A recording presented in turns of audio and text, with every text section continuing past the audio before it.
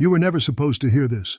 What I'm about to tell you was buried under 150 years of lies, sealed in Vatican archives, and hidden beneath blood-soaked stone. Between 1847 and 1866, 27 priests vanished from Sacred Heart Seminary in Illinois. No bodies, no graves, just silence. They told the families these men were sent to distant missions. They said cholera. They said God's work. But what they never said, what they never wanted you to know, is that these men were not called to serve. They were taken. And the men who took them weren't priests at all. In the far reaches of the American Midwest, where the sky stretches forever and silence clings to the earth like frost, there stands a place the Church would rather you forget. Sacred Heart Seminary. From the outside, it was a place of learning, piety, divine discipline, but beneath the limestone halls and stained glass reverence ran something else entirely, a machine, a mechanism of control, deception, and disappearance. The Catholic Church had a problem in the 1840s. Flooded with Irish immigrants, facing violent Protestant mobs, desperate for acceptance in America, it needed native priests, young, obedient, American-born. Sacred Heart was the solution. But what was crafted as a sanctuary became a hunting ground. The three men who ran Sacred Heart arrived cloaked in intellectual brilliance. Letters from bishops, degrees from Europe's elite seminaries, the perfect accents, perfect robes, perfect lies. But there was one problem. They didn't exist. Not in Ireland, not in Rome, nowhere. The real clergy who once held those titles were already dead, poisoned in port towns, gutted in alleyways, and their murderers had slipped into their names like wolves into priestly robes. These impostors weren't just frauds, they were traffickers, masters of psychological control, physical domination, and spiritual manipulation. For nearly 2 decades they harvested souls under the pretense of God, not to save them, to sell them. The young men who walked into Sacred Heart were never meant to graduate. They were assets, evaluated, selected, and monetized. 27 disappearances, no investigations. Why? Because the Church was complicit. Because truth, in that place, had a price. And silence was worth more. You're not watching this by accident. This is not a story. This is a door. Behind it lies everything they told you was holy, but was never anything but a mask for control. Now, step through. They came with calloused hands and trembling hearts, farm boys, factory sons, and immigrants' heirs, raised on catechism and conviction. Their fathers worked 12-hour days to afford a seminary tuition that promised salvation and social ascent. But they were walking into a theater of lies, where every stained glass window hid something unholy. The first to go was Michael Brennan. They said he left to care for cholera victims. They said he was a hero. But he left behind his coat, his boots, and his grandmother's silver rosary. He left behind his life. And no one asked questions, except one, Joseph Kennedy. He knew something was wrong. He smelled the rot behind the incense. Michael would never abandon his rosary, would never walk into a blizzard without boots, would never leave without saying goodbye. Joseph asked questions, one too many, and for that they buried him too, just not in the ground. They sent him into the basement chapel, a place beneath the earth. No heat, no light, just damp stone, iron silence, and the slow unraveling of a young mind. He wasn't meant to come back the same. He was meant to come back broken. And he did. When Joseph emerged after 7 days of fasting and isolation, he never again spoke of Michael, never again questioned a priest. His gaze drifted, his hands trembled, his spirit had been cracked like an old crucifix, and they left him that way, because that's how control works. It doesn't just demand obedience, it creates it. That's what they were perfecting at Sacred Heart, not just the traffic of bodies, but the engineering of submission. Understand this, psychological control is not accidental. It is designed. It starts with isolation, moves to deprivation, then uses ritual and repetition to hollow you out. Every hour of the seminarian's day was scripted: wake, pray, study, confess, repent, sleep. No contact with the outside, no questioning of authority. No private thought left untouched. Obedience was not encouraged, it was extracted. They weren't creating priests. They were manufacturing vessels, minds conditioned to follow orders no matter how strange or dark. And the ones who couldn't be conditioned? They were removed, one by one, quietly, efficiently, permanently. That's how Michael Brennan disappeared. That's how the next 26 would too. This wasn't about sin. It was about system, a hidden economy powered by flesh, faith, and fear. And the deeper we go, the darker it gets. You need to understand something. Evil doesn't announce itself in screams. It whispers in liturgies. It bows its head. It wears vestments. The deeper the rot at Sacred Heart Seminary, the more divine the surface became. Every Sunday the chapel filled with Gregorian chant and the scent of frankincense. Gold-plated chalices gleamed in the candlelight, and the three false priests, Walsh, Murphy, and O'Brien, stood at the altar like holy men.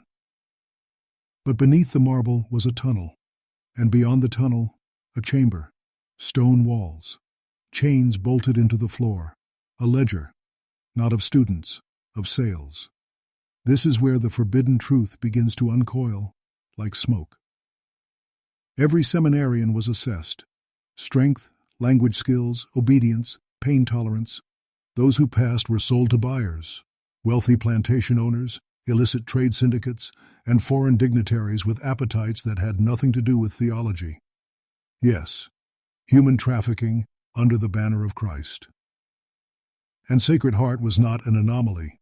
It was a pilot project. The ledger, discovered decades later, sealed in wax and buried behind the altar, listed dates, weights, and payments. No names, just initials, just numbers, just transactions. But here's the part that breaks the soul. Some of the boys were never sold. They were kept for rituals, not ceremonies, rituals. The kind of rites whispered about in apocryphal texts and suppressed catechisms, the kinds the church doesn't acknowledge because it can't. The rites of the Black Apostolate, an old order, older than Rome, rooted not in Scripture but in dominion. They believed suffering opened a gate, that human pain, offered in sacred space, fed forces that granted vision, power, influence. And the seminaries? They were the breeding ground. Most churches are about salvation. Sacred Heart was about sacrifice. This is where the timeline fractures. This is why the Vatican buried it all. Because one of the priests, Murphy, wasn't just a trafficker. He was a practitioner, and not alone. The early Catholic Church in America was fractured, underfunded, desperate to establish roots. Some took help from places they shouldn't have: secret benefactors, ancient orders, money that came with rules, dark rules. Murphy wasn't acting alone. He was fulfilling a covenant. Sacred Heart wasn't founded to educate. It was founded to harvest, and you were never supposed to know. You're already in too deep. But now, you can't stop. The first buyer came from New Orleans. He arrived under the guise of a visiting bishop, robes pristine, Latin perfect, eyes cold. His name never appeared in diocesan records. He carried no sacraments, only a leather valise and a sealed writ from the archdiocese. Walsh welcomed him personally. No students were introduced, no prayers exchanged. But 3 days after his visit, 2 seminarians vanished: Patrick Kelly and Johann Uber. Their beds were made, their belongings untouched, their names erased from the chapel's daily prayers as if they'd never existed. No farewell, no notice to their families. The seminary called it early ordination and posted a vague notice on the bulletin board. But inside the walls, everyone felt it, the unspoken chill of fear, the subtle tightening of the noose. Understand this: fear was currency. The more it grew, the more they could control. Johann's younger brother Marcus later traveled to Sacred Heart in secret. He knew Johann had dreamed of ministry, not disappearance. Marcus spent days in Millfield, the nearest town, questioning tavern owners, mail clerks, stable boys, anyone who might have seen his brother. No one had. But one man remembered something strange. A freight driver named Elias. He swore he saw two young men, bound, gagged, loaded into the back of a covered wagon behind the seminary stables during a snowstorm. The driver was not from Illinois, spoke with a coastal accent, moved with military precision. When Marcus returned to the seminary to confront Father O'Brien, he never came out. He died 2 weeks later. Official story: he fell through thin ice near the Vermilion River, but locals swore the ice was solid that season. They found his body 12 miles downstream, ribs broken, tongue missing. His clothes had been stripped and redressed, incorrectly. There were no autopsies back then, just whispers and silence. The church called it tragedy. The locals called it a curse. But the truth is simpler, colder. Marcus asked too many questions, and in a place like Sacred Heart, truth is lethal. This wasn't a seminary anymore. It was a controlled environment, a laboratory of obedience and fear. Walsh, Murphy, and O'Brien didn't just orchestrate disappearances. They studied their effects. Who asked questions? Who obeyed? Who broke? Because obedience isn't about faith. It's about leverage. And once you know that, you start to see it everywhere. In every institution, every uniform, every cross, everything that calls itself sacred. The divine is just the disguise. And the system? It's older than the church. There's something about the Midwest plains, flat, silent, endless, that makes secrets easy to bury. No mountains to echo screams, no cities to breed suspicion. Just prairie grass and silence. That's why Sacred Heart was built here. Isolation wasn't a challenge, it was a feature. But hidden beneath that stillness was something older than the church, and more terrifying. In 1851, the seminary began its chapel renovations. Walsh claimed it was to expand the choir loft and install stained glass imported from Lyon. But the real work was underground. They weren't building upward, they were digging. One worker, an immigrant stonemason named Luca Bartelli, would later tell a priest on his deathbed that they had unearthed something beneath the chapel foundations. Something ancient, not bones, not relics. Symbols, carved into the bedrock itself.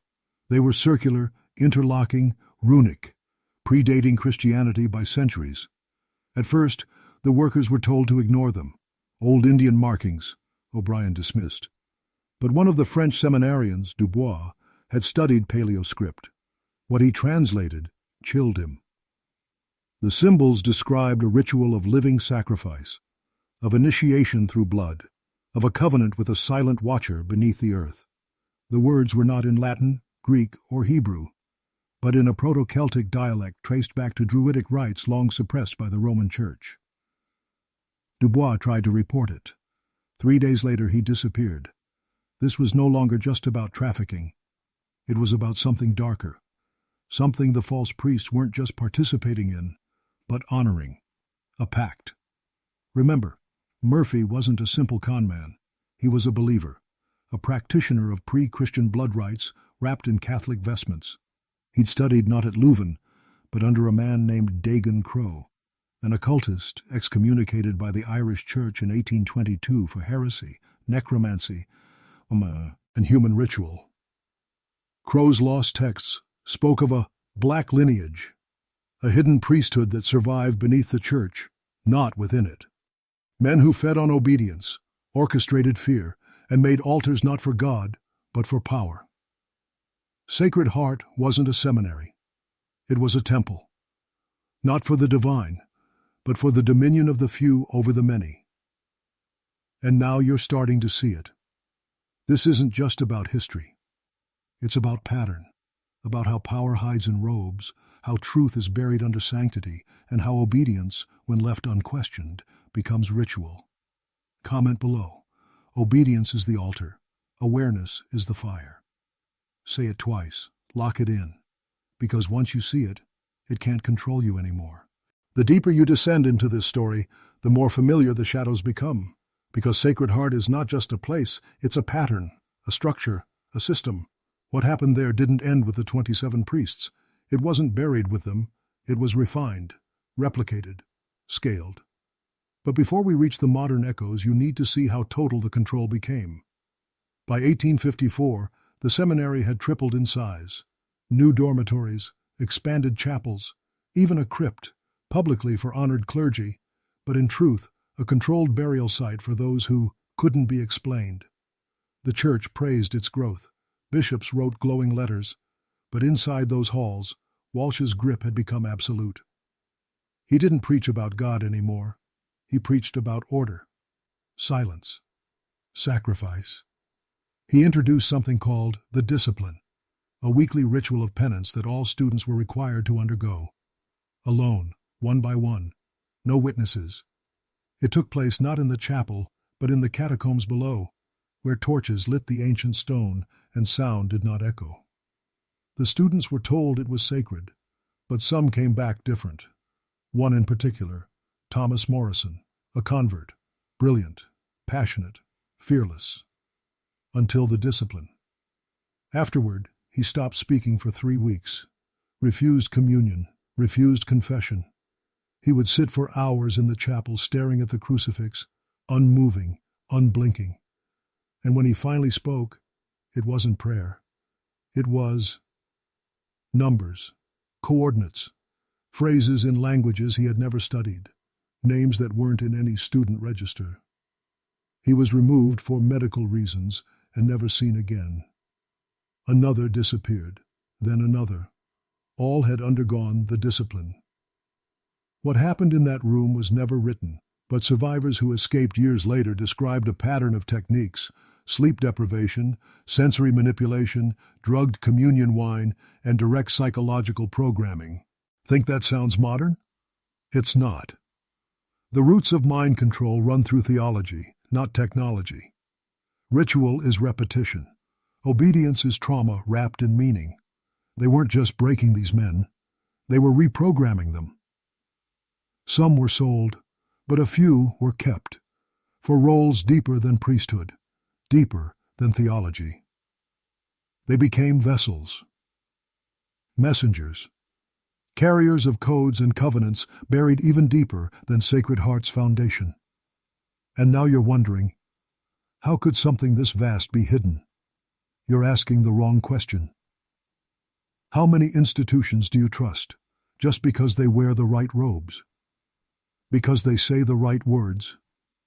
This isn't just about 1854. This is about right now. Let me tell you something dangerous. Every institution that survives more than a century learns one thing: how to erase. Not fix, not confess. Erase, rewrite, seal the archive, burn the ledger, sanctify the silence. And Sacred Heart Seminary became a master at this. By 1857, it had built an outer wall, 12 feet of limestone, complete with a wrought iron gate bearing the Latin inscription, Pax Intrantibus. Peace to those who enter. But peace was never the point, containment was. What happened inside that wall stayed inside. The town of Millfield knew better than to ask questions. They'd learned after Marcus drowned, after the stonemason vanished, after the schoolteacher who wrote the bishop was found in her garden, mouth sewn shut. That's how they sent messages, quiet ones. But the questions didn't stop coming. Because there were still families, mothers who stopped receiving letters, brothers who showed up with questions, and one man, Father Elias Donnelly, who didn't scare easily. He had once studied with Walsh in Dublin, or so he thought. When he heard rumors that Walsh had taken over a seminary in Illinois, he was surprised, because Edmund Walsh had supposedly died in 1845, drowned off the coast of Kinsale. When Donnelly arrived at Sacred Heart unannounced, he expected recognition. What he received was cold dismissal. Walsh didn't flinch, didn't blink, said he had never heard the name Donnelly, said he'd studied in Rome, not Dublin. said this was holy ground, and trespass was a sin. But Donnelly wasn't just a priest. He was a Vatican investigator, undercover. He stayed in Millfield under another name, spent months watching, mapping, interviewing servants, stable hands, anyone who might talk. And then he made a fatal mistake. He snuck in. He saw the tunnel, saw the ledger, saw the chamber. And something else, something he never described, only hinted at. In the letter he managed to send to his Jesuit contact in Baltimore. 5 lines. They aren't clergy. They aren't even men anymore. The rites are older than Rome. There is a book beneath the altar, written in blood.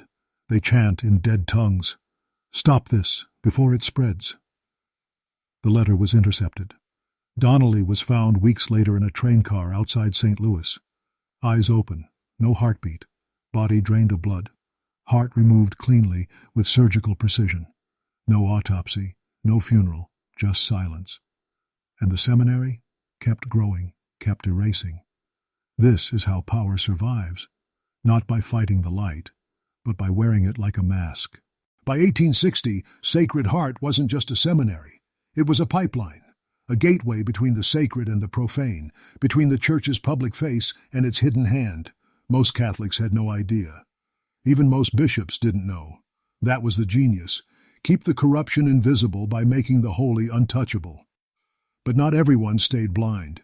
A Jesuit archivist in Baltimore named Father Matthias Krieger had been tracking strange correspondences, missing postulants, vanishing funds, sealed records. He noticed something chilling. Nearly every missing seminarian over the previous decade had come from one of 3 dioceses: Chicago, St. Louis, and Milwaukee. All 3 had funneled students to Sacred Heart.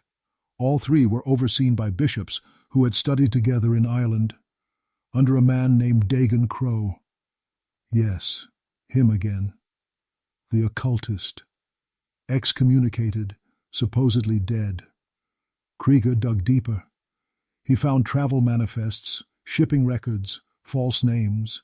He discovered that the priests running Sacred Heart had no paper trail before 1846, no true ordination, no legitimate record of seminary training. The diplomas were forged, the recommendations written by dead men. The Vatican never responded to his reports. But someone else did. 2 weeks after his final letter was mailed, Krieger was pulled from his room at St. Ignatius College and thrown into a private asylum run by a Catholic order in New York. He was listed as mentally unfit due to mystical delusions. His personal journal, detailing everything, was seized and never returned. But a copy survived. Smuggled out by a novice who later defected and changed his name. In that copy, Krieger described an even darker possibility, that Sacred Heart was not acting alone, but as part of a coordinated network: seminaries, orphanages, monasteries, institutions where isolation was the norm, where authority was absolute, where the line between ritual and obedience could be quietly erased. He called it the Shadow Diocese, a structure that operated beneath the Church's public organization, one that used faith as a cover, but answered to something far older than Vatican law. And if Krieger was right, Sacred Heart was only one node, one altar, one wound in a much larger body. By 1862, war had come to America, and with war came confusion, displacement, opportunity. The seminary would list its final missing priest that winter, number 27. After that, it burned. But the fire didn't end it. It was a ritual in itself. And what rose from the ashes wasn't gone, just rebranded, just hidden. Like everything else that feeds on obedience. They say fire purifies, but at Sacred Heart, the fire concealed. The blaze that consumed the seminary on February 3, 1862, was no accident. That much is certain. Witnesses described flames that erupted too quickly, too cleanly. Like accelerants had been used in multiple wings at once. Records were destroyed. Bodies vanished. And Walsh, Murphy, and O'Brien? They were never found. No bones, no ashes, nothing. Only the bell tower remained, blackened but standing, as if mocking the notion that any truth could be so easily destroyed. The Church called it an act of God. A tragic loss for American Catholicism, wrote Bishop Quarter. And just like that, the history of Sacred Heart was buried. A few carefully worded statements, a mass held in mourning, then silence. But beneath that silence, echoes. Because the truth was never incinerated. It was carried. By the ones who escaped. 3 seminarians survived the fire. One was Joseph Kennedy, Michael Brennan's friend, the one who had questioned too early, who had been punished, silenced, broken. He escaped through a collapsed corridor in the West Wing, half burned, barely alive. He would never speak publicly. But in 1889, he recorded a sealed testimony for a Benedictine abbey in New Hampshire. It was discovered decades later by accident, buried in a locked chest beneath the floor of the abbey library. His words are haunting. They were never men. They wore human faces, but inside they were wrought in command. They sang to things we could not see, but we felt them. Not demons, not spirits, older, waiting. I watched them write prayers in blood and teach doctrine with fire. They fed us wine that blurred memory and called it sacrament. They took our brothers and said, God called them home. But God was never in that place. Only hunger dressed in ritual. Joseph was never ordained. He vanished from all public record after 1890. But fragments of his writing would appear in early American occult texts, sometimes under pseudonyms, sometimes quoted anonymously. In one passage, he described the trifold design, a 3-stage program used at Sacred Heart to break identity. Isolation of the body, cut off from family, community, familiarity. Submission of the will, through obedience masked as holiness. Erasure of self via ritual trauma, drugged liturgy, and symbolic death. Sound familiar? This pattern didn't end in 1862. It evolved. It went underground. It entered elite schools, intelligence programs, even corporate training models. Anywhere control was the true goal, and obedience was the currency. Because the rites weren't about religion, they were about replication.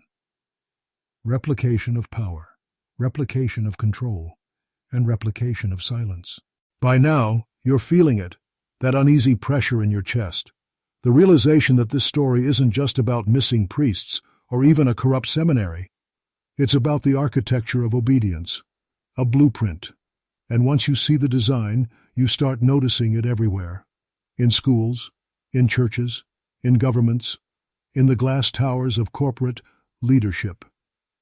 Let's call it what it really is, ritualized control. And it always begins with trust. Sacred Heart didn't need whips or chains. It used scripture, Latin chants, the sacred hush of incense at dawn, the sound of the bell that marked the hours of prayer.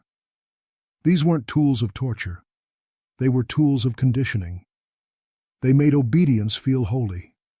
And that's what made it inescapable. Let's break it down. Every week the seminarians followed a rhythm, fasting on Fridays, confession on Saturdays, silent reflection on Sundays. These weren't optional, and yet they were never framed as punishment. They were gifts to the soul. Every aspect of life, what they read, when they slept, who they spoke to, was controlled, but wrapped in the illusion of moral virtue. When a student questioned it, they were sent to Reformation, a 3-day ritual in the lower catacombs. No one returned the same. One seminarian, whose journal somehow survived, described the process in detail. He was isolated in a stone chamber with nothing but a crucifix, a thin blanket, and a chalice. For 2 days, no food, only blessed water, which, as later analysis would show, was laced with datura, a hallucinogenic compound used in ancient rites to induce visions and break psychological resistance. On the 3rd night, masked priests entered, not robes, hoods, and they asked him a single question. Who do you belong to? He answered, God. They laughed, and made him answer again, until the name Walsh slipped from his lips. Then, and only then, did they feed him. That's how they did it. Not with force, with collapse. Collapse the self, collapse the will, collapse the meaning of words like love, faith, truth, and replace them with one command: obey. And here's the part they don't want you to know. This same method, ritual, deprivation, psychological surrender, is mirrored in modern systems of influence. Corporate retreats that mimic confession, military hazing rites disguised as bonding, even influencer cults with alpha mentorship training, all following the same ancient pattern, because power knows this. If you can break a man quietly, you never have to use force again. He'll do it to himself. Comment below again. Obedience is the altar, awareness is the fire. Once more, lock it in. Watch what changes. Now that you've locked in the phrase, the veil must fall, the truth will rise. Twice in your mind, it's time to confront the core of this nightmare. The reality that the Sacred Heart Seminary was never simply a place of worship or education. It was a machine of control, built on blood and silence. Walsh, Murphy, and O'Brien weren't just imposters. They were agents of an ancient, ruthless system, one that thrives on the sacrifice of the innocent to maintain invisible empires of power. Their infiltration was a deliberate strike on the soul of faith itself, converting sanctity into a facade for human trafficking and murder. Behind the ornate walls and Gothic arches was a network that stretched far beyond Illinois. This network operated through corrupted clergy, shadowed contracts, and veiled transactions that no law or holy writ could touch. Priests who vanished here became currency in a dark market, souls sold to unknown masters, bodies erased from history. But the true horror lies not just in what happened to the missing men, but in the silence that followed. Families were lied to, communities silenced, and the Vatican itself, guardian of divine truth, locked away evidence, burying the shame beneath centuries of bureaucracy and false piety. Their seals were not just to protect the Church's reputation, but to suppress a truth so damaging it could unravel the very foundations of institutional faith. You see, what happened at Sacred Heart was no isolated tragedy.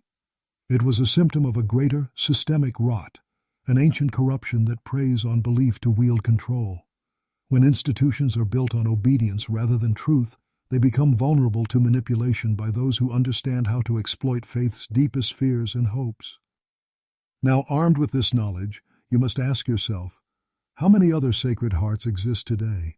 How many innocent lives are swallowed, and in the shadows, their stories rewritten or erased entirely? This is no longer a tale from the past. It is a warning and a challenge to wake up, to question, to fight.